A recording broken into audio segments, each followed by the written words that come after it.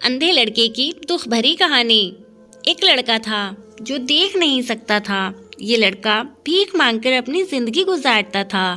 एक दिन ये अंधा लड़का हर रोज की तरह एक बिल्डिंग के आगे बैठकर भीख मांग रहा था।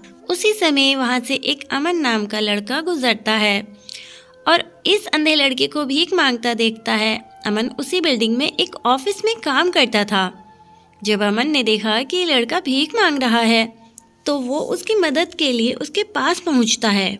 अमन वहां जाकर देखता है कि इस लड़के के पास एक डिब्बा है और उस डिब्बे में थोड़े सिक्के भी हैं। कुछ लोग आते हैं, इस लड़के को कुछ पैसे देते हैं और कुछ लोग बस उसे देखकर ही चले जाते हैं। अमन ने देखा कि इस लड़के के पीछे एक बोर्ड भी लगा था जिस पर लिखा है कि मैं एक अंधा लड़का हूँ, मेरी मदद कीजिए। ये सब देखकर अमन सोचने लगता है कि इस दुनिया में भी बड़े कमाल के लोग हैं। जिसे मदद की जरूरत है उसकी मदद कोई नहीं करता। उस बोर्ड पर जो लिखा था वो उसे मिटा देता है और उसकी जगह पर और कुछ लिख देता है। अब अमन कुछ पैसे उस डिब्बे में रखता है और ऑफिस की ओर चलता है। फिर अमन ऑफिस पहुंचता है और हर रोज की तरह अपना काम शुरू करता है। शाम को जब अमन ऑफिस से अपने घर जाने के लिए निकलता है तब उसे वो अंधा लड़का याद आता है।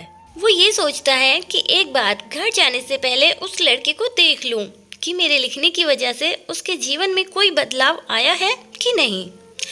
वो अब उस अंधे लड़के के पास जाता है। उसके पास पहुंचते ही वो अंधा लड़का खड़ा हो जाता है। वो कहता है कि भैया, मैंने आपको आपके आने की आहट से ही पहचान लिया। आप वही है ना जो सुबह आए थे और मेरे इस बोर्ड पर कुछ लिख कर गए थे। मैं आपसे सिर्फ इतना पूछना चाहता हूँ कि आपने ऐसा क्या लिखा था मेरे बोर्ड पर कि जो भी यहाँ से गुजरता है वो मुझे कुछ न कुछ देकर ही जाता है। अमन ने कहा कि मैंने जो तुम्हारे बोर्ड पर लिखा था उसे मिटा दिया। तुम्हारे बोर्ड पर लिखा था कि मैं एक अंधा लड़का हूँ, मेरी मदद कीजिए। मैंने उसको मिटा दिया और ये लिख दिया कि आज का दिन बहुत खूबसूरत है लेकिन मैं देख नहीं सकता हूँ। हम ये बड़ी आसानी से समझ सकते हैं कि पहले जो लिखा था और बाद में अमन ने जो लिखा उसमें काफी अंतर था। अमन ने जो कुछ भी लिखा था वो एक नए जमाने की नई सोच थी और ये लाइन पढ़ने वाले में भी पॉजिटिविटी फैल रही थी।